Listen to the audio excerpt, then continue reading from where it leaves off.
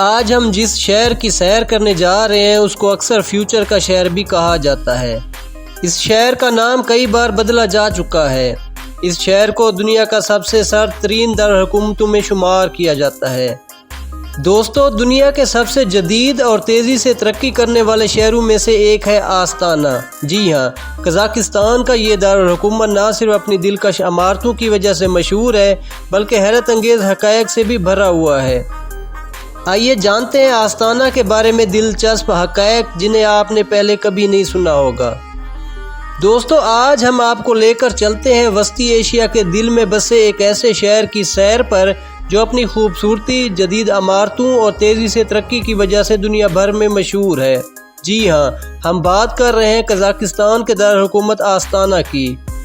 آستانہ دریائے ایشم کے کنارے واقع ہے اور یہ شہر قزاقستان کے سیاسی، معاشی اور ثقافتی مرکز کی حیثیت رکھتا ہے۔ حیرت کی بات یہ ہے کہ آستانہ کو 1997 میں دارالحکومت بنایا گیا اور آج یہ دنیا کے جدید ترین شہروں میں شمار ہوتا ہے۔ یہ شہر اپنے منفرد فن تعمیر، برفیلے موسم اور بار بار بدلنے والے ناموں کے باعث بھی شہرت رکھتا ہے۔ آستانہ نہ صرف قزاقستان بلکہ پورے وسطی ایشیا کی ترقی اور امن کی علامت مانا جاتا ہے۔ اس شہر کی آبادی تقریباً 1.3 ملین یعنی 13 لاکھ کے قریب ہے، جو تیزی سے بڑھ رہی ہے کیونکہ لوگ قزاقستان کے مختلف علاقوں اور دنیا بھر سے یہاں رہائش کے لیے آ رہے ہیں۔ رقبے کے لحاظ سے آستانہ تقریباً 722 مربع کلومیٹر پر پھیلا ہوا ہے، جو اسے قزاقستان کے بڑے اور منظم شہروں میں شامل کرتا ہے۔ اہمیت کی بات کی جائے تو آستانہ صرف ایک دارالحکومت نہیں بلکہ قزاقستان کا سیاسی، اقتصادی اور ثقافتی دل ہے۔ یہاں حکومت کے بڑے دفاتر، غیر ملکی سفارت خانے، بین الاقوامی تنظیموں کے مراکز اور جدید کاروباری ادارے موجود ہیں۔ یہی وجہ ہے کہ آستانہ کو نہ صرف قزاقستان بلکہ پورے وسطی ایشیا کی ترقی اور مستقبل کی علامت سمجھا جاتا ہے۔ دوستو، آستانہ کی تاریخ بڑی دلچسپ اور اتار چڑھاؤ سے بھرپور ہے۔ اس علاقے میں انسانی بستیاں صدیوں پرانی ہیں۔ قدیم زمانے میں یہاں خانہ بدوش قبیلے آباد تھے جو دریائے ایشم کے کنارے اپنی زندگی گزارتے تھے۔ یہ جگہ ہمیشہ سے تجارتی اور فوجی لحاظ سے اہم رہی۔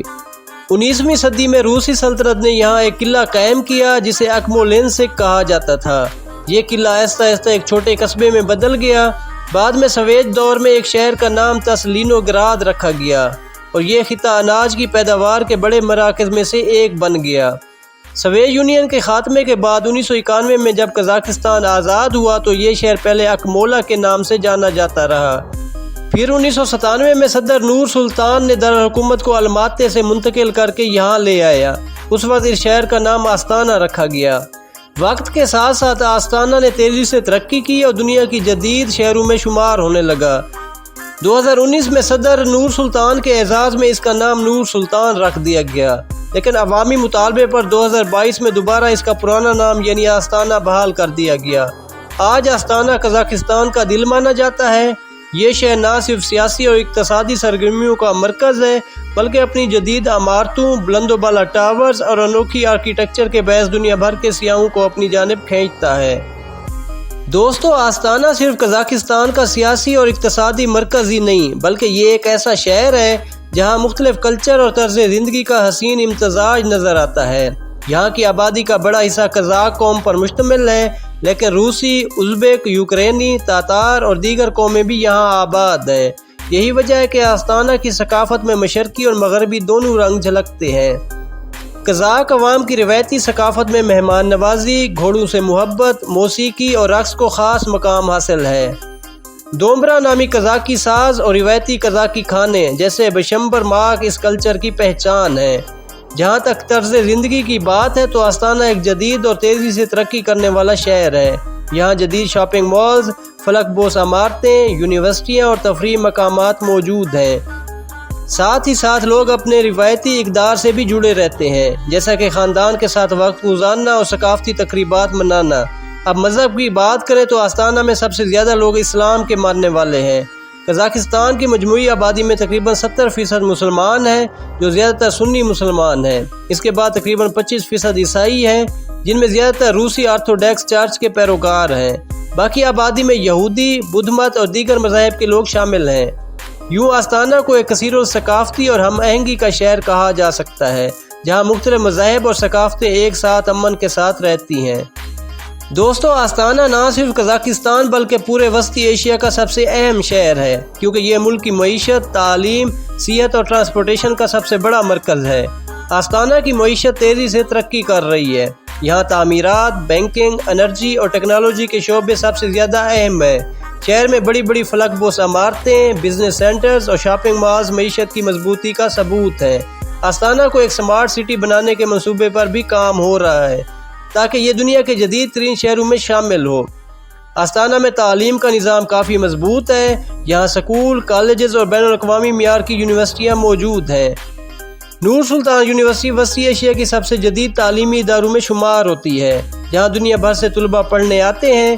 تعلیم کے میدان میں ٹیکنالوجی اور ریسرچ پر خاص توجہ دی جاتی ہے تاکہ نوجوان نسل عالمی معیار پر آگے بڑھ سکے۔ آستانہ میں میڈیکل سسٹم بھی جدید اور ترقی یافتہ ہے۔ یہاں بڑے سرکاری اور پرائیویٹ ہسپتال موجود ہیں، جیسا کہ national research centre for cardio surgery اور نیشنل کینسر ریسرچ سینٹر، جو جدید ٹیکنالوجی سے لیس ہیں۔ حکومت صحت کے شعبے میں خاص سرمایہ کاری کر رہی ہے تاکہ شہریوں کو بہترین سہولیات فراہم کی جا سکیں۔ آستانہ کا ٹرانسپورٹیشن سسٹم جدید اور منظم ہے۔ شہر میں جدید بسیں، ٹیکسی سروسز اور برقی ٹرانسپورٹ موجود ہے۔ آستانہ کا انٹرنیشنل ایئرپورٹ دنیا کے بڑے شہروں سے جڑا ہوا ہے۔ مستقبل میں یہاں میٹرو سسٹم شروع کرنے کے منصوبے بھی زیر غور ہیں تاکہ عوام کو مزید آسانی ہو۔ آستانہ ایک ایسا شہر ہے جو تعلیم، صحت، معیشت اور ٹرانسپورٹیشن کے لحاظ سے نہ صرف قزاقستان بلکہ پورے خطے میں نمایاں حیثیت رکھتا ہے۔ دوستو، اگر آپ پاکستان یا انڈیا سے آستانہ کا سفر کرنا چاہتے ہیں تو یہ جاننا ضروری ہے کہ ویزا کے کیا تقاضے ہیں اور آپ کو کن مراحل سے گزرنا پڑے گا۔ سب سے پہلے یہ جان لیں کہ قزاقستان میں پاکستانی اور انڈین پاسپورٹ رکھنے والوں کے لیے ویزا آن ارائیول کی سہولت نہیں ہے۔ آپ کو پہلے سے ویزا اپلائی کرنا ہوتا ہے۔ قزاقستان عام طور پر وزٹ ویزا، بزنس ویزا اور اسٹوڈنٹ ویزا جاری کرتا ہے۔ سیاحت یا آستانہ کی سیر کے لیے سب سے زیادہ لیا جانے والا ویزا ٹورسٹ ویزا ہے۔ ویزا کے لیے ضروری دستاویزات درج ذیل ہیں۔ درست پاسپورٹ کم از کم 6 ماہ کے لیے ویلڈ ہو، visa application form, passport size photos, return flight ticket, hotel یا رہائش کی بکنگ کا ثبوت، بینک سٹیٹمنٹ یا فنڈز کا ثبوت۔ پاکستانی شہری قزاقستان کے اسلام آباد میں موجود سفارت خانے کے ذریعے اپلائی کرتے ہیں۔ انڈین شہری نئی دہلی میں قزاقستان ایمبیسی یا قونصلیٹ سے ویزا حاصل کرتے ہیں۔ کچھ کیسز میں آپ ای ویزا کے لیے بھی اپلائی کر سکتے ہیں، جو آن لائن جاری ہوتا ہے۔ ٹورسٹ ویزا عام طور پر 30 دن کے لیے جاری کیا جاتا ہے۔ فیس مختلف ہو سکتی لیکن یہ تقریباً $60 سے $80 کے درمیان ہوتی ہے۔ پاکستان اور انڈیا سے آستانہ کے لیے ڈائریکٹ فلائٹ کم ہے، اس لیے زیادہ تر مسافر دبئی، استنبول یا دوحہ کے راستے آستانہ جاتے ہیں۔ یوں پاکستانی اور انڈین شہری اگر تمام دستاویزات مکمل کریں تو بآسانی آستانہ جا سکتے ہیں اور قزاقستان کے اس جدید اور خوبصورت شہر کی سیر کر سکتے ہیں۔ دوستو، آستانہ واقعی ایک ایسا شہر ہے جو ماضی کی تاریخ اور مستقبل کی جدیدیت کو اپنے دامن میں سموئے ہوئے ہے۔ برف پوش سردیوں سے لے کر شاندار فلک بوس عمارتوں تک، یہ شہر ہر لمحہ حیرت اور کشش سے بھرا ہوا ہے۔ یہی وجہ ہے کہ آستانہ کو آج وسطی ایشیا کا دل کہا جاتا ہے۔ یہاں کی معیشت، تعلیم، صحت، ثقافت اور امن پسندی سے دنیا کے ان شہروں میں شامل کرتی ہے جہاں رہنا اور گھومنا دونوں ایک خواب جیسے لگتا ہے۔ اگر آپ نے آستانہ کی یہ حقائق پسند کیے ہوں تو اس ویڈیو کو لائک کریں، اپنے دوستوں کے ساتھ شیئر کریں اور چینل کو سبسکرائب کرنا نہ بھولیں، کیونکہ آگے بھی ہم دنیا کے ایسے ہی دلچسپ اور حیرت انگیز حقائق لے کر آنے والے ہیں۔ تو ملتے ہیں اگلی ویڈیو میں، تب تک کے لیے خدا حافظ۔